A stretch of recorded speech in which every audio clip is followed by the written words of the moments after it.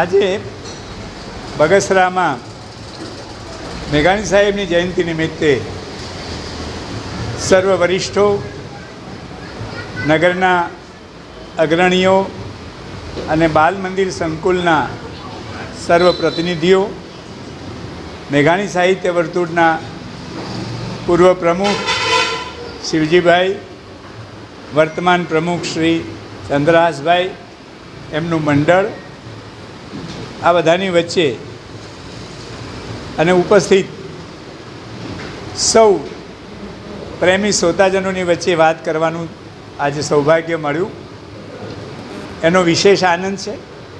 મેઘાણી સાહેબની જયંતિનો દિવસ 28મી ઓગસ્ટનો, પણ આજના સાતત્યના દિવસની રીતે પણ આજે અહીંયા સંસ્થાએ આ ગામે આવો રૂડો અવસર આજે આયોજિત કર્યો અને તમામ સંસ્થાઓએ એમાં બહુ મોટું યોગદાન આપ્યું. મેઘાણી જેવા આપણા સંશોધનકાર, મોટા લેખક અને લોક સાહિત્યની તમામ શાખાઓનું મોટું ખેડાણ કરનાર, એમની વિશે જેટલી વાતો કરીએ એટલી ઓછી છે. આ સંસ્થા દ્વારા પ્રતિ વર્ષ આ ગામમાં આ જયંતિ તો ઉજવાય છે, ઉપરાંત પણ અનેક કાર્યક્રમો થાય છે અને એ બધામાં સક્રિય રીતે કામ કરનારા બધા સાહિત્યકાર મિત્રો, વરિષ્ઠ મિત્રો અને તમામ સામાજિક શૈક્ષણિક સંસ્થાઓના પ્રતિનિધિઓને કારણે આ શોભી રહ્યું છે. મેઘાણી વિશે તો બહુ જ વાતો થવી જોઈએ. અહીંયા બધો જ પ્રયત્ન ચાલે છે. એકાદ સત્ર પણ કરવાનું આયોજન છે. મેઘાણી જેવા મોટા તમામ શાખાઓ, આટલી બધી ઐતિહાસિક નવલકથાઓ, આટલી બધી સામાજિક નવલકથાઓ, ઉત્તમ વાર્તાઓ, લોકકથાઓ અને લોક સાહિત્યના ક્ષેત્રે એમણે જે ખેડાણ કર્યું છે, એ સમયે એકલા હાથે આટલા ઓછા વર્ષના આયુષ્યમાં એમણે ટાંચા સાધનો સાથે પણ જે સાહિત્ય એકત્રિત કરી આપ્યું, એ બહુ મોટો દસ્તાવેજ છે.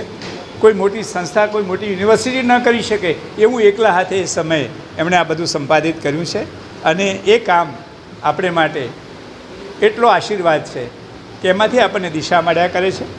અને મેઘાણી તો શબ્દથી જીવતા છે, એમના કાર્યથી જીવતા છે.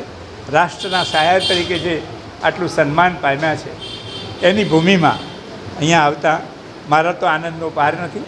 અને આ બધા અહીંયા જે રીતે કામ કરી રહ્યા છે, એથી પણ વિશેષ આનંદ થાય છે. આજે આપણા એક બહુ ઉત્તમ ગાયક, ભજનોના ગાયક, અસલ ભજનોના ગાયક, આકાશવાણી રાજકોટના માન્ય કલાકાર 1970થી જેમના ભજનોનો કંઠ આ સમાજે સાંભળ્યો છે, એવા શ્રી દેવજીભાઈનું પણ આ સંસ્થાએ સન્માન કર્યું છે. અને એ સન્માનમાં મારી ઉપસ્થિતિનો મને જે લાભ થયો છે, એને પણ હું મારું ધન્યવાદ ગણું છું. આવી ઉત્તમ કાર્ય માટે સંસ્થાને, ગામને અને સૌને મારી ખૂબ શુભેચ્છાઓ છે. હું ચંદ્રહાસ જય બસિયા, વર્તમાન મેઘાણી સાહિત્ય વર્તુળનો પ્રમુખ તરીકેની જવાબદારી મને સોંપી છે. આજે 38મી જન્મજયંતિ બગસરા મેઘાણી સાહિત્ય વર્તુળ દ્વારા ઉજવાઈ રહી છે.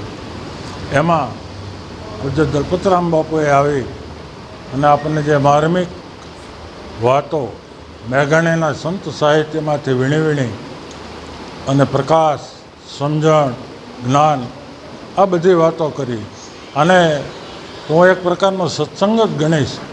અને મહાત્મા તુલસીદાસજીની ભાષામાં કહું તો બીનું સત્સંગ વિવેક ન હોય અને રામ કૃપા બીનું સુલભ ન સોય.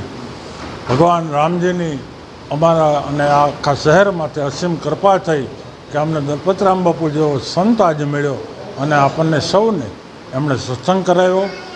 1987 18/12/1987થી મેઘાણી સાહિત્ય વર્તુળની સ્થાપના થઈ.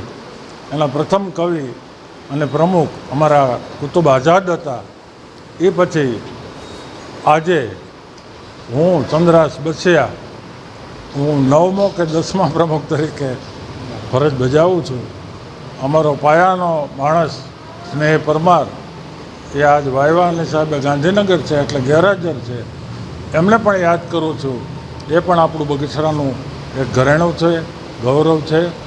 અમારા રૂકડા સાહેબ દેવજીભાઈ, આ બધા ગિરધરભાઈ, આ બધાને આંગળી પકડી અને હું તો બાળક છું એને હારે હારે પગલાં માંડું છું.